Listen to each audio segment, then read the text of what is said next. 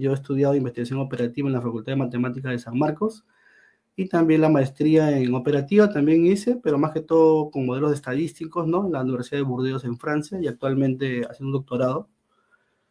También parecido en grafos y mi tema de investigación es justamente optimización, grafos y redes neuronales. Lo que vamos a hacer hoy día es prácticamente una introducción a grafos, pero más que todo a nivel profesional. Hablemos un poco de Machine Learning y Deep Learning, porque está relacionado lo que vamos a hablar de redes neuronales en grafos, está muy relacionado a lo que es Machine Learning y Deep Learning. Y luego vamos a hablar sobre redes neuronales en grafos y casos de uso, lo cual yo vengo aplicando en la aduana, y les voy a hablar sobre ello.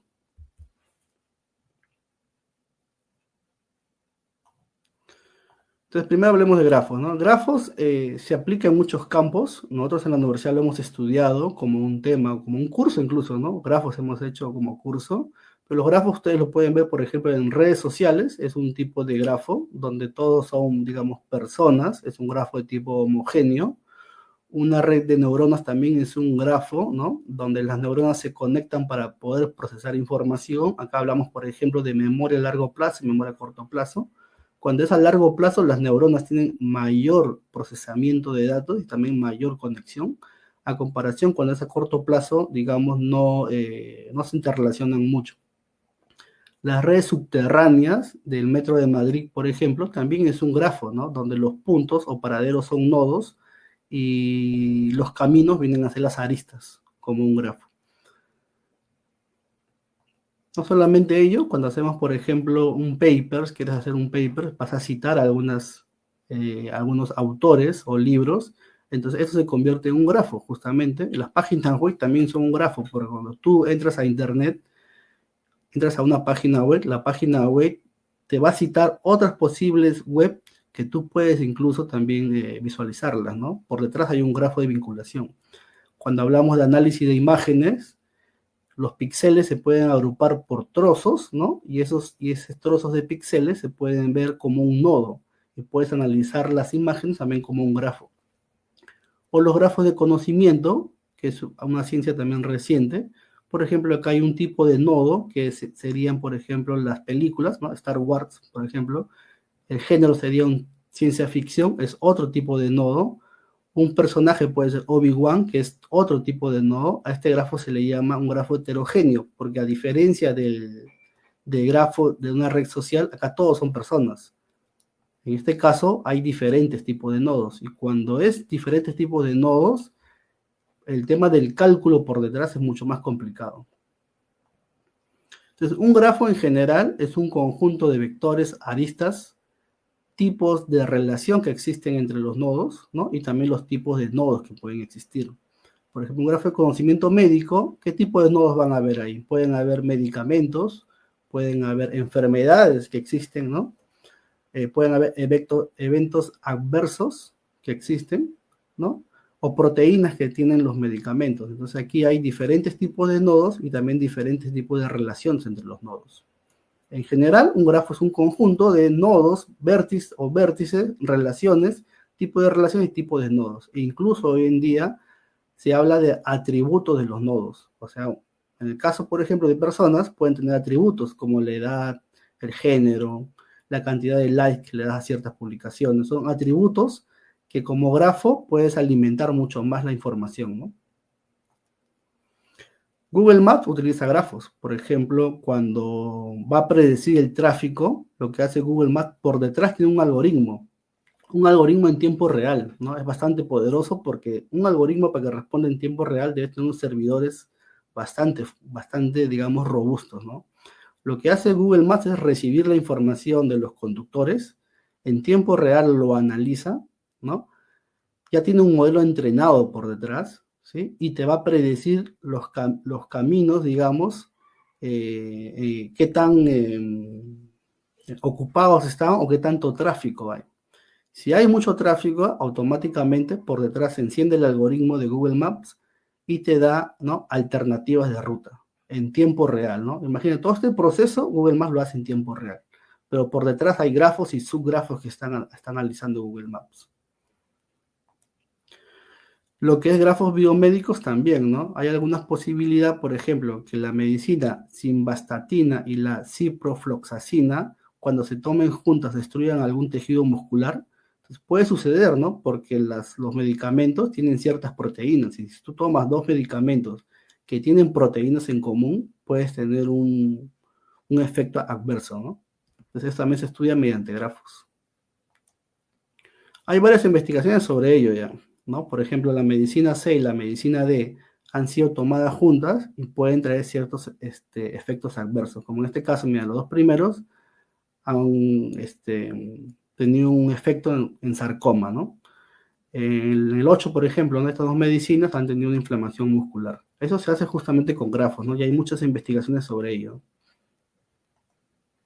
En fraude bancario también se usa grafos, ¿no? Es una tendencia hoy en día, no es algo que sea común, pero es una tendencia que están usando grafos justamente para poder, ya los métodos tradicionales de Machine Learning, que solamente son métodos con datos, digamos, de las características de las personas o de las transacciones, falta también, digamos, lo que son las relaciones. Entonces, hoy en día hay una tendencia en usar grafos para justamente el fraude bancario, ¿no?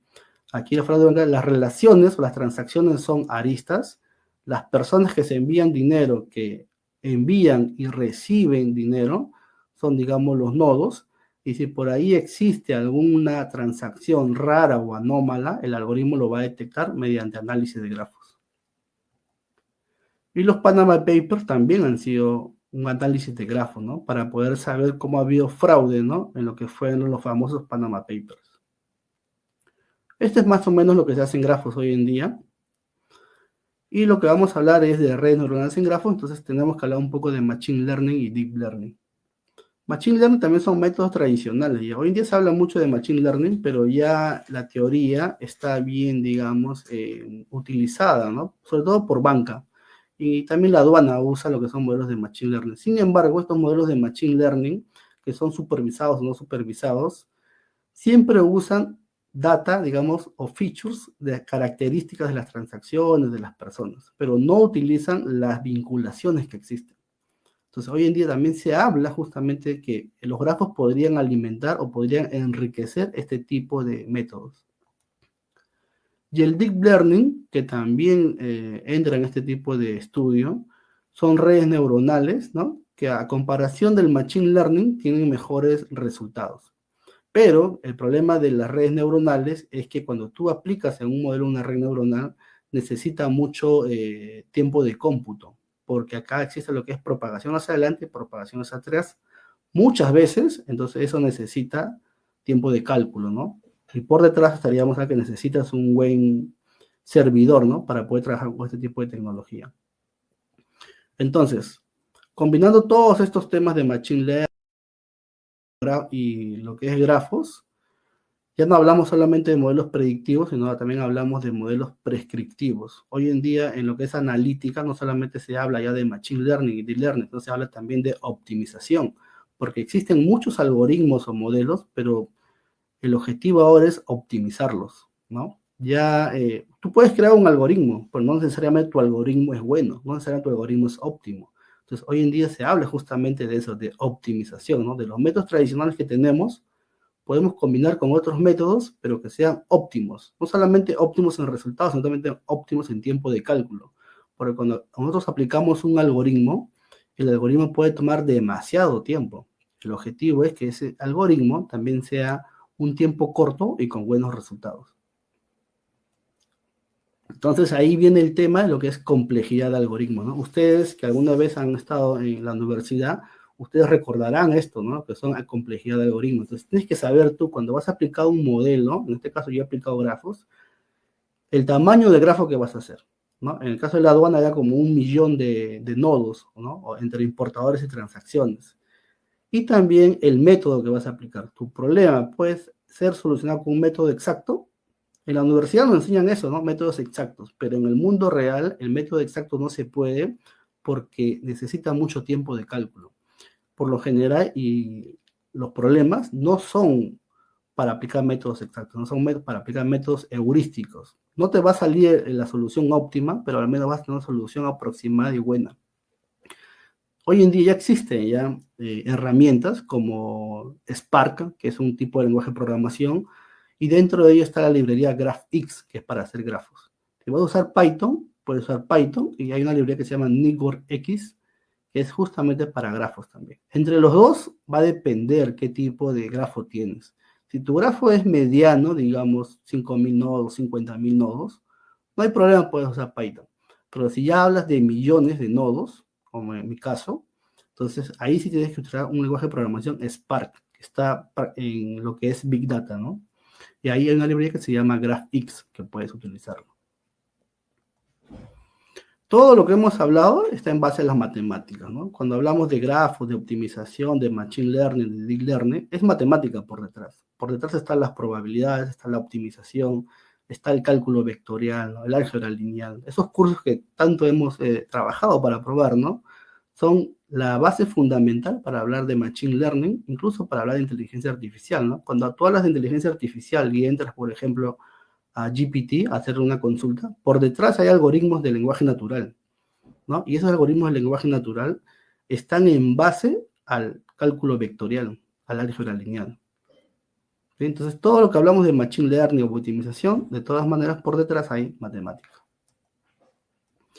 Lo que es Graph Machine Learning, que es lo que yo estoy justamente poniendo en contexto, no es un tema nuevo, es un tema que está inspirado en lo que es análisis de imágenes y análisis de texto. Las imágenes hoy en día, cuando tú ves, por ejemplo, reconocimiento de rostro, por detrás hay matemática, ¿no? Lo que se hace es hacer cálculos matriciales con los píxeles. Cuando hay análisis de texto, también existe matemática por detrás. ¿Sí? Por ejemplo, hay un algoritmo que se llama Transformers, ¿no? Que lo usa GPT, que es de la familia BERT. Usa mucho lo que es cálculo vectorial y cálculo matricial, ¿no? Y lo que es Graph Machine Learning está inspirado justamente en ello. ¿Sí? Lo que hace Graph Machine Learning, que es también parte del aprendizaje automático, parte de Machine Learning, lo que va a hacer, en lugar de analizar datos estructurados, va a analizar los grafos. Pero para analizar grafos, tenemos que transformar este grafo en un tipo de dato transaccional. Entonces, hablemos ahora sí de redes neuronales en grafos. Entonces, cuando hablamos de grafo, perfecto, el grafo se ve de esta forma. Pero un grafo no es un tipo de dato transaccional, o sea, no lo puedes poner en un Excel, no lo puedes poner ¿no? en un data frame. Un grafo no es un tipo de dato tabular, digamos, ¿no? Si tú tienes datos tabulares, tú puedes analizar, puedes hacer grafos, puedes hacer gráficos, perdón, puedes hacer predicciones, puedes hacer análisis exploratorio de los datos. Pero un grafo no es un tipo de dato transaccional ni tabular. Entonces, lo que se tiene que hacer primero con el grafo es transformarlo a lo que se llama embeddings. Los embeddings es un tema ya que existe hoy en día para análisis de imagen y análisis de texto. Pero en grafos también podemos transformar el grafo en un vector. Y este vector ya es un dato tabular, digamos, ¿no? Porque este vector que tiene ciertos valores, lo puedo poner en un data frame o un Excel. Y ya puedo hacer un análisis de los vectores. Entonces, cada nodo se va a convertir en un vector. Si dos nodos son cercanos, entonces deberían tener vectores cercanos también, ¿no? Es justamente dentro del cálculo vectorial, ¿no? Si dos vectores son cercanos, puedes hallar justo la distancia entre estos dos vectores, ¿no? Entonces, dos vectores cercanos significa que en el grafo también son cercanos. Así se ve esta forma. Este es un grafo pequeño y cuando lo transformas, lo vas pasando aquí a un espacio R2, digamos, ¿no? En un plano ya. Lo pasas a un plano y esto es un vector. Por lo tanto, este vector, cada nodo representa un vector y estos vectores sí lo puedo utilizar como información para mis modelos. Como grafo no puedo utilizarlo, pero como vector sí. Entonces los embeddings lo que hace, ¿no? Es codificar los nodos, ¿no? De modo que la similitud en el espacio de embeddings se aproxime a la similitud en el grafo. Lo que decía, ¿no? Si dos nodos son cercanos, por lo tanto, en mi nuevo espacio, estos dos vectores que son cercanos en un grafo, los vectores también deben ser cercanos en este nuevo espacio. Y como ya están transformados en vectores, ahí lo puedo utilizar como un dato, ¿no? Para mis modelos que voy a crear. Hay varios algoritmos aquí. El algoritmo de caminos aleatorios, por ejemplo, ¿no? Es un algoritmo que lo que hace es crear caminos aleatorios para saber, digamos, con quiénes te juntas, ¿no? Con quiénes haces, si fueran personas, ¿no? Con quiénes normalmente haces transacciones, con quiénes normalmente te envías mensajes de WhatsApp, y esa persona a quién le envía, ¿no? Entonces, con caminos aleatorios yo puedo saber, no se hace una vez, hacen múltiples veces, puedo saber en función a tus vinculaciones, ¿no? ¿Qué perfil puedes tener? ¿No? Entonces, este es un algoritmo o método de caminos aleatorios. Sin embargo, no es un método óptimo, porque es aleatorio justamente, pero sirve para poder iniciar la investigación. Cuando hablamos de caminos aleatorios, ustedes recordarán también que en Branch and Bound usábamos, ¿no? Para poder optimizar el modelo, búsqueda local y búsqueda global. ¿Qué pasa? Si tú solamente ves a los vecinos próximos, tendrías solamente unas características de tus amigos que son los más próximos, digamos, ¿no? Pero si tú vas más allá, o sea, digamos, a los amigos de tus amigos, o puede ser a las familiares de tus amigos, podrías tener incluso más información sobre tu red de contactos, ¿no?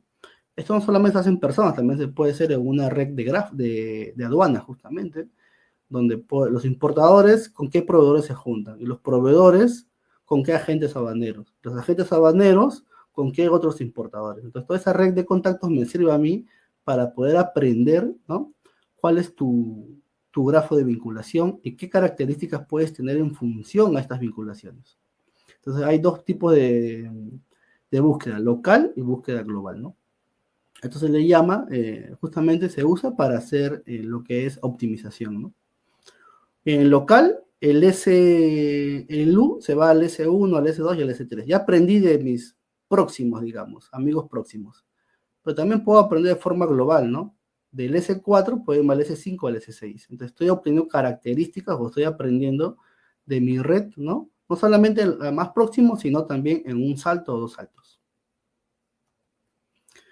Acá puedes usar lo que es la matriz de adyacencia, que lo hemos visto en la universidad, ¿no? Pero acá hay un problema. Si tú usas la matriz de adyacencia, cuando lo vas a poner en un algoritmo, como hay demasiados ceros, se llama un problema de esparce, el algoritmo tiende a no aprender bien. Entonces, se descarta utilizar esta matriz de adyacencia. Me puede servir como representación, pero no me sirve como para utilizar como un vector, como un dato, ¿no? Para mi modelo, porque hay demasiados ceros.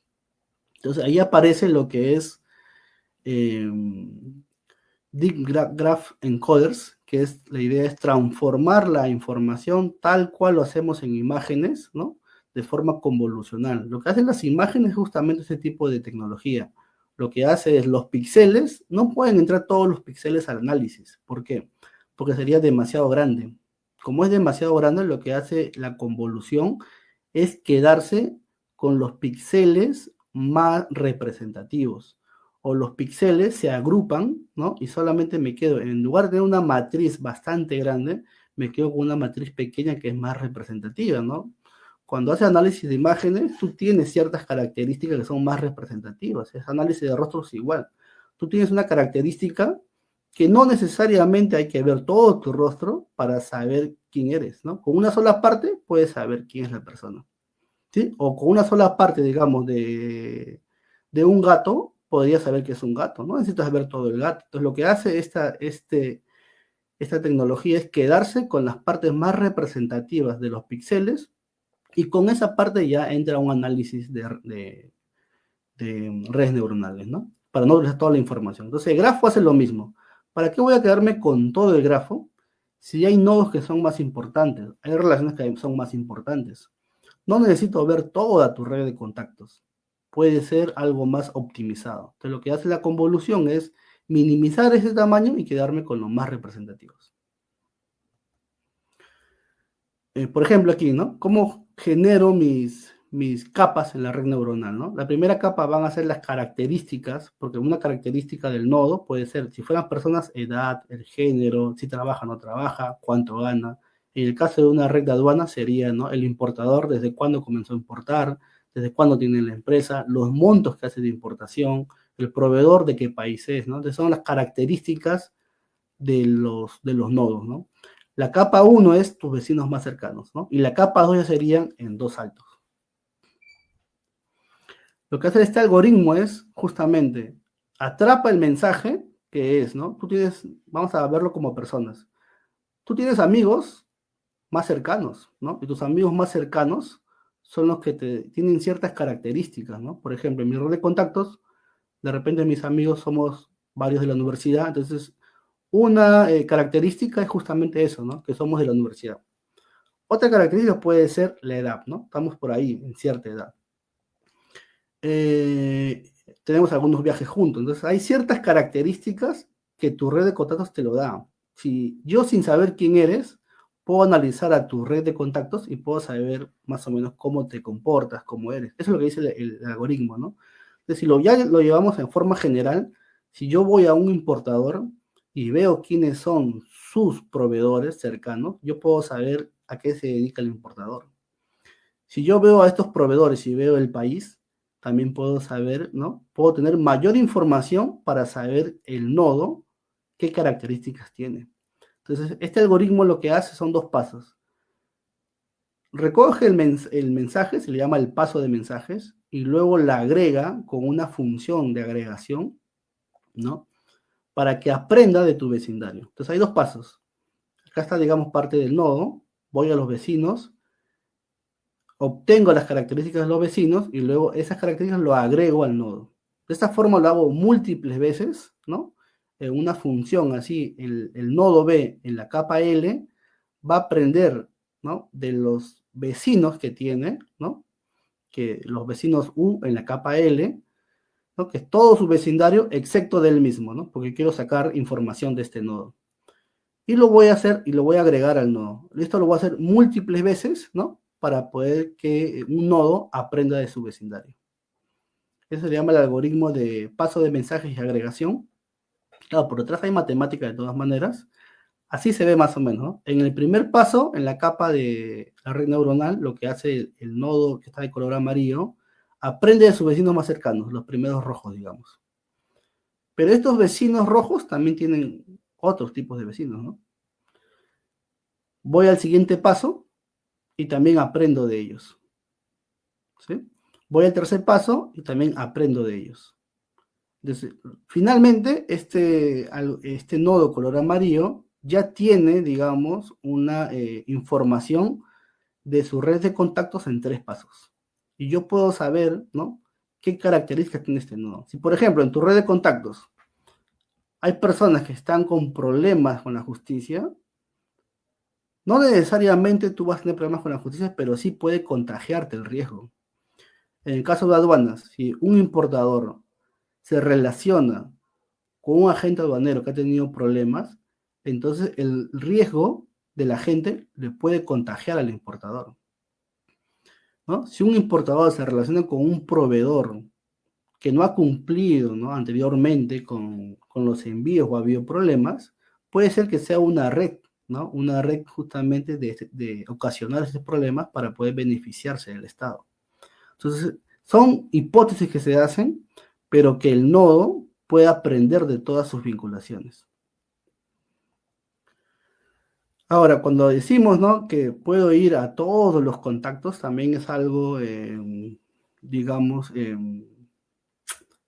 sería óptimo, ¿no? Ir a todos tus vecinos, pero eso también es costoso, ¿no? Hay redes que son demasiadas grandes, entonces en tiempo computacional sería demasiado costoso eso.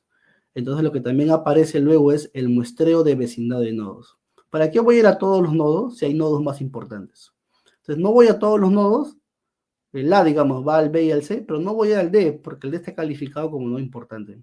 Voy a desperdiciar tiempo de recursos, tiempo de cómputo, y de esta forma voy optimizando mi grafo, ¿no? Los métodos que se usan no son exactos, por eso lo digo, ¿no? Son métodos heurísticos ¿no? O aproximados, porque no se dispone de recursos, de tecnologías o de servidores que puedas poner toda la información, porque es imposible eso, ¿no? Demoraría años en calcularlo. Entonces, lo que queremos es respuestas rápidas, entonces también no utilizamos toda la vecindad, sino solamente un muestreo. El caso de uso que he hecho en aduanas es de esta forma, miren. Mi grafo en aduanas, que es donde trabajo, tiene importadores, tiene transacciones que también para mí son nodos. ¿Por qué? Porque una transacción tiene características como el valor de la mercancía, el país por donde se trajo, el peso de la mercancía, el tipo de mercancía, la partida arancelaria de la mercancía, ¿no? Entonces, esta transacción tiene sus propias características. El importador también tiene sus propias características, como la edad, hace cuánto tiempo viene haciendo importaciones, tiene relaciones con algunas empresas en Perú, sí o no, los montos que trae anualmente. Entonces, son características del importador, también es un nodo. De la transacción yo puedo saber el agente aduanero, ¿sí? Este agente también tiene sus propias características. Tiene, por ejemplo, desde cuándo funciona este agente aduanero. El proveedor también tiene sus propias características, otro tipo de nodo. Algunos los he descartado, como por ejemplo el puerto. No fue necesario, cuando hice el modelo no me salió como un nodo importante. La aduana tampoco me salió como importante, sin embargo, por pedido también de los expertos del negocio, me pidieron que la aduana lo ponga. ¿Por qué? Porque hay algunos importadores que traen de ciertas aduanas y algunas veces lo que hacen es cambiar de aduana para evitar ciertos controles. Porque digamos, en la aduana del Callao ya fue controlado, está etiquetado ese importador. Entonces, para evitar ese control, se va por otra aduana, ¿no? Pero son casos así, son pocos casos, sin embargo, lo puse como nodo, ya que el experto, también hay que considerar eso, el experto del negocio, necesitaba que lo considere como un nodo adicional. Bueno, y los otros adicionales, ¿no? En el caso de los teléfonos también lo puse como nodo, porque encontramos que varios importadores tienen el mismo teléfono. Incluso varios importadores comparten el mismo representante legal, ¿no?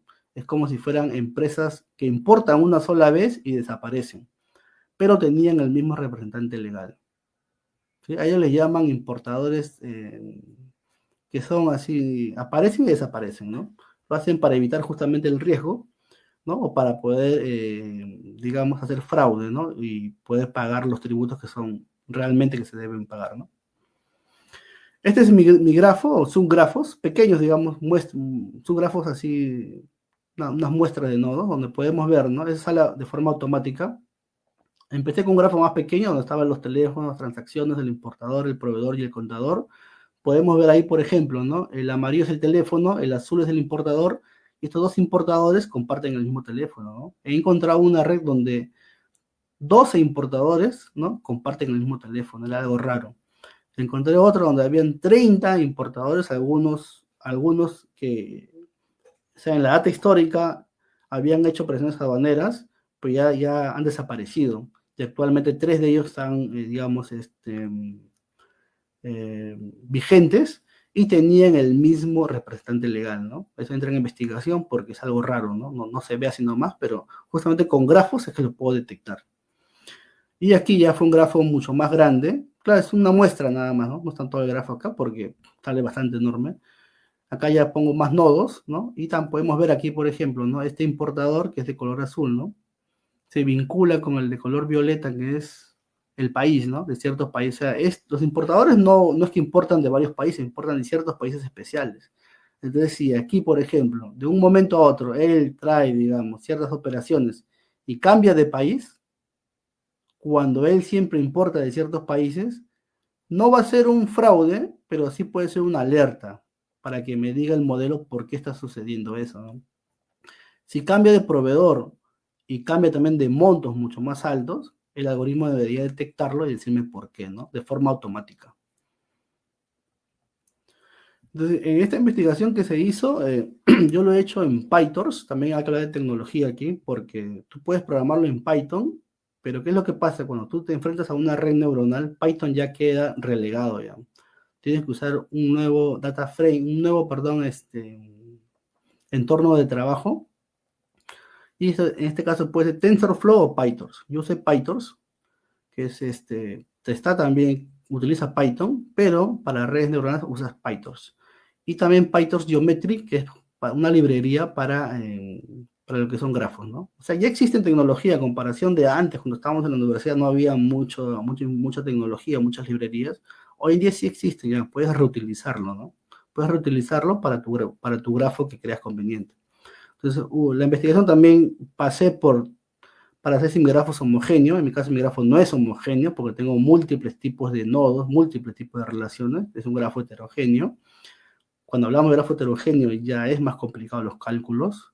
Yo trabajo en un entorno Big Data, significa que hago cálculo en paralelo, que se hace cálculo de grandes volúmenes de datos. Sin embargo, con todo y eso, tienes que limitarte en tu modelamiento, porque no creas que el Big Data va a solucionar todo tipo de cálculos, ¿no? Puede haber que tengas complicaciones también, ¿no? El Big Data te ayuda a hacer cálculos mucho más rápidos, pero no te soluciona todo. Justamente, ¿no? Hay algoritmos muy complejos que ni el Big Data lo puede calcular, ¿no? Porque te demorarías meses o años en calcularlo. Mi grafo es un tipo de grafo multipartito. ¿Qué es lo que yo buscaba en este grafo? Por ejemplo, ¿no? Si aparece un nuevo importador que no tiene historial de actividad y de repente usa un agente aduanero sospechoso, entonces mi algoritmo, mi modelo lo va a detectar, ¿no? Por tema de contagio del riesgo, lo va a detectar y me va a decir que este nuevo importador puede ser un caso de fraude, ¿no? Que quieren hacer. Si una mercancía costosa es enviada a un depósito que nunca ha manejado este tipo de bienes, ¿no? Como también está el depósito aquí está el almacén aduanero también como un nodo. Normalmente los almacenes son especialistas en ciertos tipos de mercancía. Si por ahí aparece una transacción y envían una mercancía que normalmente este almacén no se usa para depositarlo, entonces el algoritmo lo debería detectar, ¿no? Un agente aduanero empieza a trabajar con exportadores de alto riesgo, ¿no? Es acaso inusual, ¿no? Ya los exportadores e importadores tienen su etiqueta, ¿no? Si empieza un agente con uno no habría problemas, pero si ya hay 3, 4 que están vinculados a este agente, entonces ya habría una sospecha, ¿no? Ya habría una sospecha, una red que estaría tratando de evitar el control aduanero, ¿no? Si el modelo encuentra enlaces que no tienen precedentes de los datos históricos, estos podrían ser anomalías. ¿Qué significa, no? Por ejemplo, un importador siempre trae de ciertos países, siempre trae ciertos montos del valor FO de la importación. De un momento a otro cambia el valor FO, aumenta considerablemente, digamos 5 o 10 veces más, y a la vez cambió de país, y a la vez cambió de proveedor. No necesariamente es de riesgo, pero sí puede ser una alerta, ¿no? Para que pase investigación. Mi modelo es un modelo prácticamente de Machine Learning, pero se le llama Graph Machine Learning, donde de todas maneras se tiene que hacer procesamiento de datos en un ambiente de Big Data. He creado el grafo, o sea, creación de nodos y bordes, es un grafo heterogéneo. He definido mi modelo, que va a ser una red neuronal convolucional. Es un modelo autosupervisado, lo que les decía. No solamente hay modelos supervisados y no supervisados. Hoy en día se habla de semisupervisados, de autosupervisados, ¿no? Esta investigación está avanzando. En realidad, el avance de la tecnología en lo que es analítica avanza cada día mucho más rápido, ¿no? Ya hablamos de modelos autosupervisados, semisupervisados, hablamos de redes neuronales convolucionales, ya la universidad ya quedó, ya es poco ya lo que se enseña en la universidad, ¿no? Aparte hay que estudiar porque si no la tecnología nos deja atrás, ¿no? Luego las métricas del modelo uso un accuracy y el AUC para ver si mi modelo es bueno, porque puede suceder que el modelo también no sea bueno. Entonces, de esta forma, con la precisión del modelo, puedo saber qué es lo que hago yo para saber si es bueno mi modelo. Lo cruzo también con data del pasado y si mi modelo me dice que este es anómalo y en realidad en la data del pasado, que sí es real, este caso fue un caso de fraude o un caso de subvaluación, entonces mi modelo está prediciendo bien, ¿no? Luego hago la predicción, ¿no? De enlaces. Lo que yo trato de buscar es anomalías, o sea, ¿qué significa anomalías? Que es un dato o una transacción, ¿no? Del importador con el proveedor, con el agente, que no es normal. O sea, si yo lo llevo a un gráfico de outliers, claro, multidimensional, entonces cuando lo lleve a esa transacción me va a salir que está fuera de lo común, ¿no? Se sale del rango. Por ejemplo, mire este punto acá rosado, se salió del rango normal. El naranja acá también se salió del rango normal. Por lo tanto, estos son los casos que deben pasar a control, ¿no? No necesariamente es un fraude, pero sí puede ser un indicio de fraude.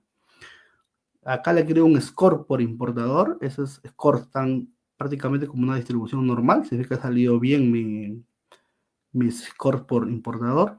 Y luego lo que hice, ¿no? Fue cruzarlo Si mi modelo es bueno, entonces debe ser que en el pasado, ¿no? Si mi modelo lo tendría hecho, habría detectado, ¿no? El fraude. Lo crucé y sí, en realidad, si con este modelo me aportó el 36,8% de todo lo que es fraude aduanero, subvaluación, y todos los problemas que tiene aduanas para controlar, ¿no? Es difícil controlar, porque no se puede controlar todas las importaciones, es imposible. Tú tienes que ir solamente a las que son o tienen, un perfil que puede ser fraude, ¿no? Entonces no puedes controlar a todos. Entonces tienes que tener modelos que te ayuden a detectar ello, ¿no? Y este modelo, si lo usaríamos, al año podría detectar 25 millones de soles, ¿no? Que estarían operaciones fraudulentas, ¿no? Eso lo hice porque lo crucé con la data del pasado y sí está aportando, digamos, conocimiento y está aportando detección del fraude. Finalmente, las redes neuronales en grafos es un tema nuevo, no es un tema que se ve en universidades, es un tema más que todo, hoy en día se habla más que todo en papers. En la maestría no lo vi, recién lo estoy viendo en el doctorado. Son temas que son nuevos porque ya el Machine Learning y Deep Learning, digamos, están aportando a lo que es al conocimiento con grafos. Entonces es necesario estudiar Machine Learning y Deep Learning de todas maneras porque aprendes ahí a conocer estos algoritmos de cómo se mueven de forma inteligente. Los grafos ya no son tipos de datos relacionales o transaccionales, sino son, ¿no? De interacciones entre ellos, ¿no? Hay que transformarlo en embedding para poder usarlo. Aquí hay un modelo que se llama red neuronal en grafos o GNN, que me va a permitir encontrar patrones ocultos en las relaciones que existen en un grafo. No solamente lo puedes usar en aduanas, lo puedes usar en varios casos, así como he visto, ¿no? En medicina, lo puedes usar en banca, ¿no? Depende dónde quieras usarlo para poder detectar fraude o anomalías. Y bueno, tienes que ver mucho si quieres aplicar un modelo de grafos de esta envergadura, tienes que ver si cuentas con la tecnología, o sea, con los servidores, porque como hay una red neuronal por detrás y puede ser grande tu grafo, entonces tienes que tener servidores que trabajen para eso, ¿no? En una computadora de repente lo puedes hacer, pero para un grafo pequeño, ¿no? Mi grafo sí era de cerca de 1 millón, creo, no lo demostré. Por aquí lo puse. Un momento.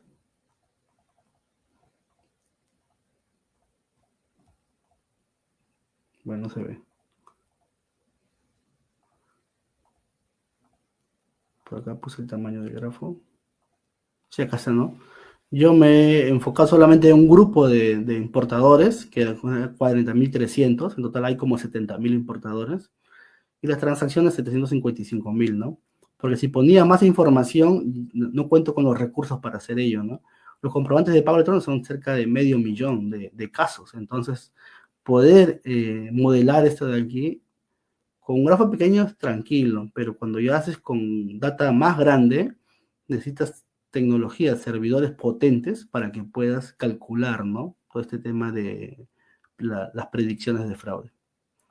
Bueno, con todo eso, espero que les haya servido algo de esta conferencia y bueno, estoy abierto a sus consultas. Gracias. Carlos, ¿qué tal? Bien, bien, bien. Excelente disertación que nos has brindado de una forma bastante didáctica, que es tu característica cuando expones estos temas. Bueno, primero aquí saludan desde México, saludan por acá, buen aporte y conclusión, Hernán Ordóñez. Por aquí nos dice Scarlett Álvarez, nos comenta que para explicar matemáticas, ¿no? Cómo se aplica en la vida real, ¿no? Como nos estabas diciendo al inicio, y así poder explicar a los estudiantes la importancia de los cursos o asignaturas numéricas. Tomo este comentario que nos dice, ¿cómo tú ves esta parte, ¿no? De cuando, o sea, a veces llevamos cursos que si bien es cierto nos asociamos a la matemática y hay que aprenderla, pero de repente podemos partir de un caso práctico y a raíz de eso ver qué estudiar. ¿Cómo ves ese aspecto que tú eres Correcto. también docente? Hay una frase que dice, ¿no? Aprendo haciendo, ¿no? Entonces, lo mejor es, digamos, enseñarle a los chicos, ¿no? que haciendo ciertas cosas, como en este caso una red neuronal que se utiliza para el fraude, a partir de ellos se pueden inspirar que las matemáticas son la base fundamental de la red neuronal, ¿no? Y es la base fundamental para poder hablar de modelos predictivos de fraude, hablar de grafos, ¿no? Entonces es mejor darle un caso de uso, ¿no? Un caso de uso que se aplica en la vida real y luego ya hablar de matemáticas, ¿no? Para que ellos justamente se sientan inspirados en estos temas de matemáticas que son tan importantes para la vida real, ¿no?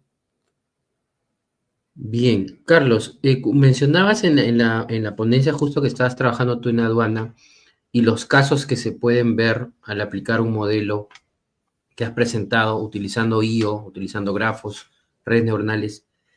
Digamos, esto si yo no lo usara o sea, voy a poner un supuesto, ¿no? Que no estoy usando este modelo, no aplicara esto, y hago los métodos tradicionales de hace unos años para control, eh, comparativamente en recursos, ¿cuánto más estaría gastando y cuánto estaría dejando de ver?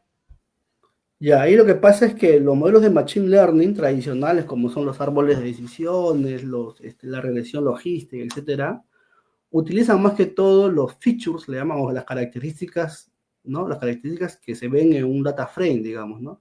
Pero no usan las relaciones, ¿no? No usan tu red de contactos, no usan las características de tus vecinos, ¿no? Entonces, lo que hace el grafo justamente es enriquecer los modelos. Tampoco podemos decir que los modelos de Machine Learning han quedado relegados, no.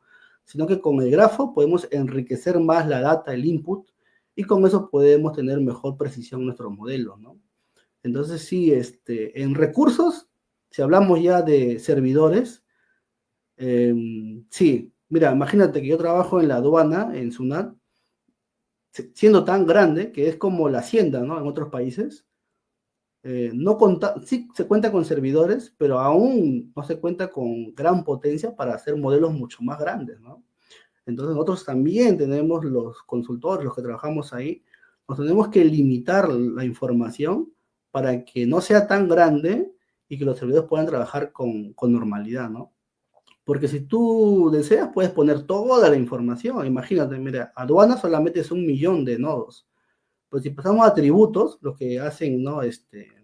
Contabilidad general, los que hacen empresas grandes, empresas pequeñas, las personas que hacen también comercio, etcétera, nuestro grafo ya no sería de 1 millón, puede ser de 10, 20 millones, ¿no? Entonces ahí es otro tipo de tecnología que necesitas, ¿no? Y se lo ha hecho saber, porque también quieren hacer esto en tributos, pero previamente para poder hacer un grafo con tributos, con toda la información que existe en la hacienda o la SUNAT, entonces necesitamos mayor tecnología, ¿no?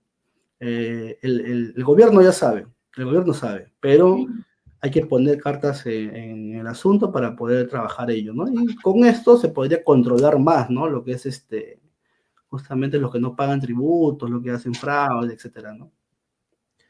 Claro, y justo mencionabas al inicio, yo supongo que una de las industrias más fuertes a nivel mundial es la banca, ¿no? O finanzas. La banca, sí. Entonces, ellos, para el tema de riesgo, ¿no? Crediticio y análisis, este tipo de modelos les podría servir también en gran escala, ¿no? Ahí te puedo decir sí y no, A ver, porque la banca solamente tiene información bancaria nada más. O sea, ellos pueden trabajar solamente con información bancaria, o sea, transacciones, tarjetas de crédito, préstamos y los tipos de préstamos que existen. Pero lo que es la hacienda, SUNAT, tiene información de banca, ya contiene banca, información tributaria, tiene información aduanera, tiene información de otras entidades que pueden enriquecer más el grafo. Entonces, si el gobierno central quisiera hacer un grafo, sería mejor, porque ellos disponen de toda la información. Entonces, puedes tener información de la OMPE, de RENIEC, de tantas entidades públicas que tu grafo podría crecer mucho más, ¿no? Y podrías tener un mayor control, ¿no? Se podría hacer un grafo bastante grande, ¿no? Pero para llegar a ese nivel que el gobierno lo haga, hay que demostrar, ¿no? Poco a poco que sí es posible en un futuro implementar un grafo, ¿no? Para poder controlar un poco más los tributos, para poder controlar posibles fraudes, para poder controlar incluso la misma población, que no va a haber problemas sociales, ¿no? Se puede aplicar grafos. genial. Bien, acá, por ejemplo, nos está saludando Raudel, felicita tu ponencia. Aquí te manda un saludo Gerles Acuña, saludos Excelente ponencia. Rafael nos dice, gracias por el aporte para poder enfocarlo, ¿no? A la vida real y que se sigan sumando los CEO, dice acá un colega. Felicitaciones, ¿no? Muy buen tema. Y quiero cerrar esta ponencia que nos puedas comentar ya de tu actualidad, que vienes trabajando en el doctorado. eh, qué es lo que viene próximo? O sea, ¿qué es lo que viene para la investigación de operaciones? ¿Qué es lo que viene para lo que vienes trabajando en redes neuronales? ¿Va a afectar esto de la inteligencia artificial a los trabajos que se van haciendo? Porque acá Sí. estamos viendo que con un modelo puedo controlar lo que de repente varias personas tendrían que hacerlo y no alcanzaría para poder trabajarlo, ¿no? Yo creo que las escuelas profesionales, en el caso de matemáticas, deberían modernizarse, ¿no? O sea, ya, si bien es cierto que hay temas muy interesantes como la matemática, la álgebra que nos enseñan, lo que le falta a las escuelas profesionales es justamente inspiración, ¿no? Inspiración en qué se va a usar, ¿no? Ya deberían empezar a enseñar machine learning, deep learning en las universidades, ¿no? Deberían enseñar analítica, deberían programar en Python, que hoy en día, la vez pasada le escuché a un gerente de cierta entidad acá privada que le decía a sus hijos, un gerente le decía, aprendan Python, olvídense de ciertas habilidades y mejor aprendan Python porque es lo que se va a usar. La inteligencia artificial por detrás usa Python, ¿no? Le decía a sus hijos, aprendan algoritmos, que ese es el futuro, ¿no? El futuro son los algoritmos, la automatización, el deep learning, el aprendizaje máquina, ¿no? Entonces, está cambiando la tendencia, ¿no? Que antes, si bien es cierto, es bueno todavía hablar de habilidades blandas y todo eso, pero la tecnología, la inteligencia artificial está llegando, está transformando el mundo, ¿no? No estamos preparados para eso. Las escuelas, ¿no? Las universidades no, no, no van a tener ciertos riesgos porque los chicos no van a querer seguir estudiando ahí, ¿no? Hay gente que aprende más incluso en ciertos cursos o diplomados, aparte de la universidad, que la misma universidad, ¿no? Entonces, la universidad debe transformarse también, ¿no? Si quiere seguir liderando, digamos, el plan educativo, ¿no?